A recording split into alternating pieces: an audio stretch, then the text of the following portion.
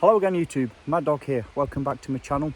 So just a quick one from me this time, and I'm going to be giving a quick demonstration on how to make a real simple, minimal cordage usage, easy build, live cage trap for a bushcraft or survival situation. Nice and easy. Stay tuned.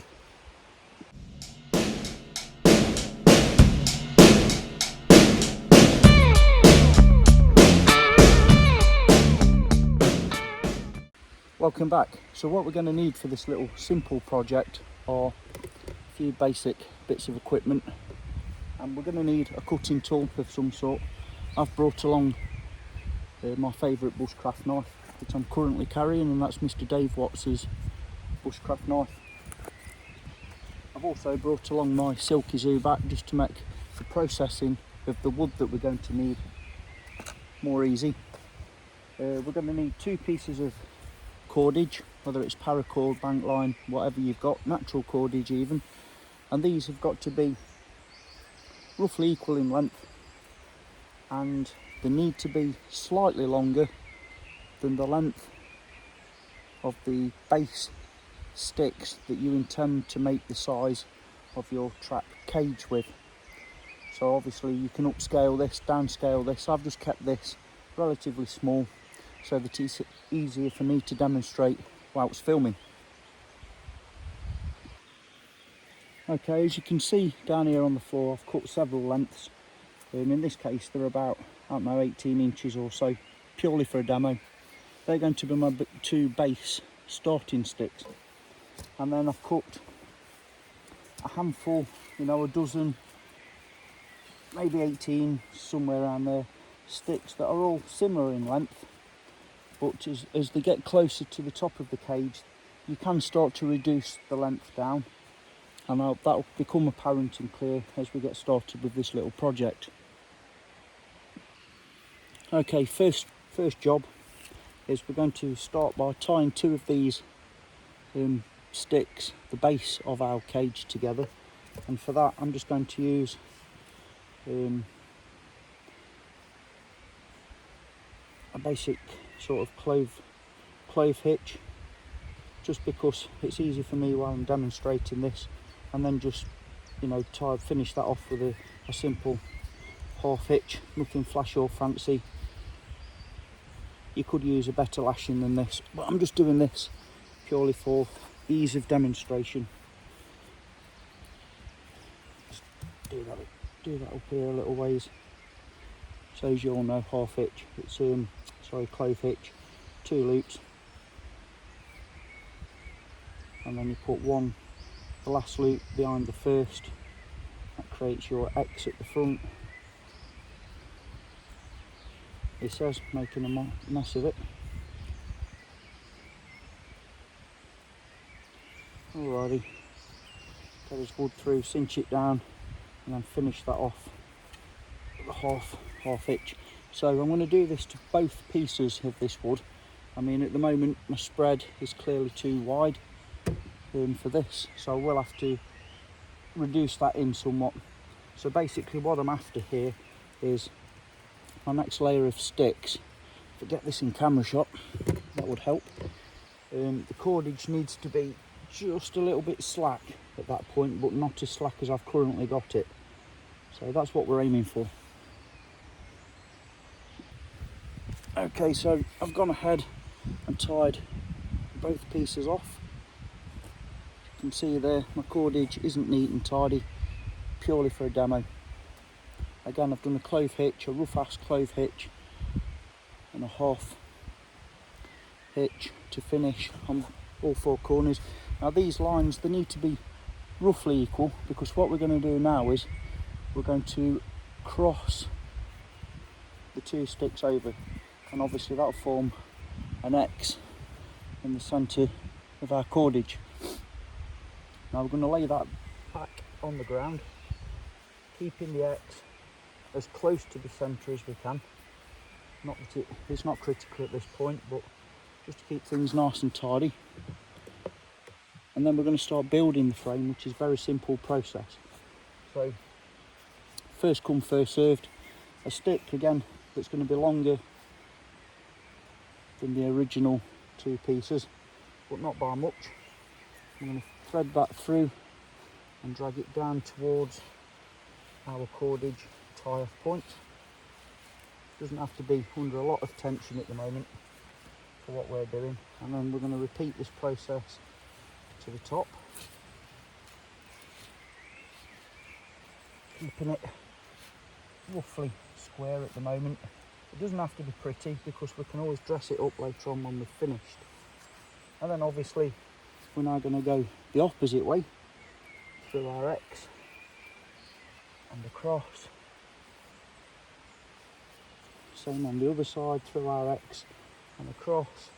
And we're going to continue this process, keeping the frame as square and as taut as we can.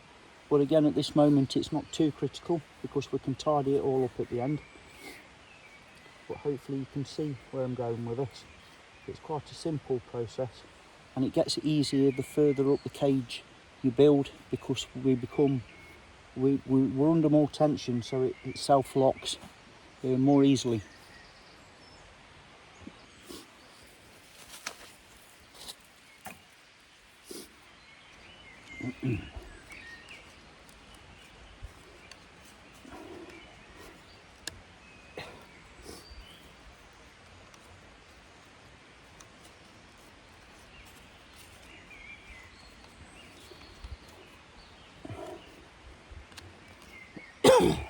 Okay, we're getting quite a nice bit of tension on here now.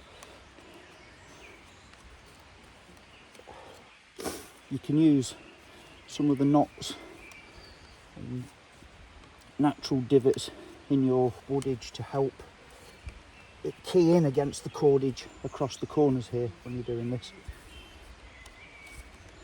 And the pieces of wood don't have to be perfectly straight, and in fact towards the end when you're under tension, a little bit of a bend can actually be an advantage, where you can actually roll the pieces into position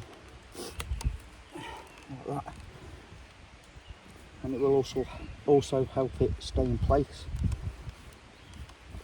Like I say, it's not perfectly square or symmetrical at the moment, and I'm not too worried about that because we can go around it all once we've got the whole thing under tension, and pretty it up should you want to. But this just demonstrates the theory behind this. I mean, this cage is way too small for any real practical purpose, to be honest. You know, I'm a bit short there. Yeah, we're getting some good tension now. It's nice. Okay.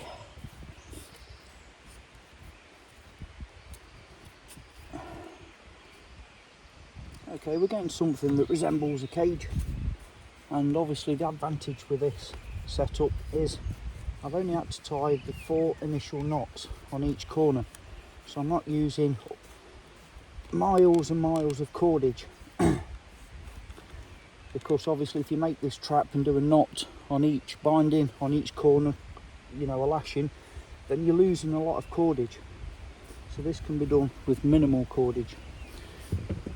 And just to finish off, what I like to do is one thicker green stick that goes straight across the X at the top, if I can, and that really applies some tension then. Really cram that bad boy in there. See the ball coming off here where it's still green, and that puts a finishing amount of tension on this. So we have our basic cage, dead simple, dead easy. We can then go ahead and use this with one of my X trigger type of mechanism that I demonstrated a good few years ago now on my channel, for a double 7 notch twitchy stick trap. There's multiple ways of using this trigger, you know, different trigger mechanisms with a basic survival cage, a live catch cage, and in my opinion they are worth practicing. They are effective. I have used them, they do work.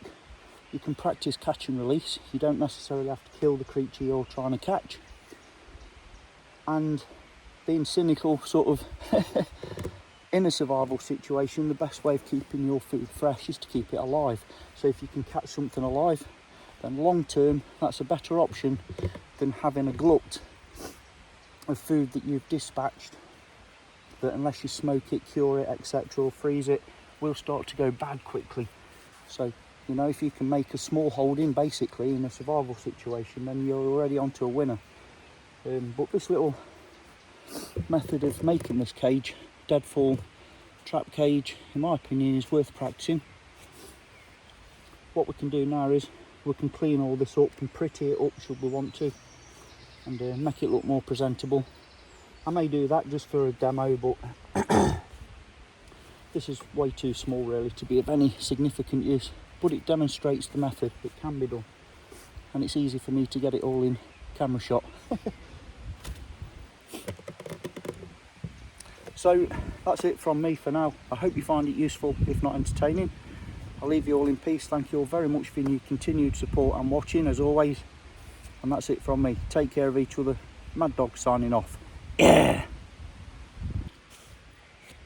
Okay, so I've dressed it up a little bit just for the end of the video. As you can see, it's a small ass cage. But this year's finished anyway. It shows the principle.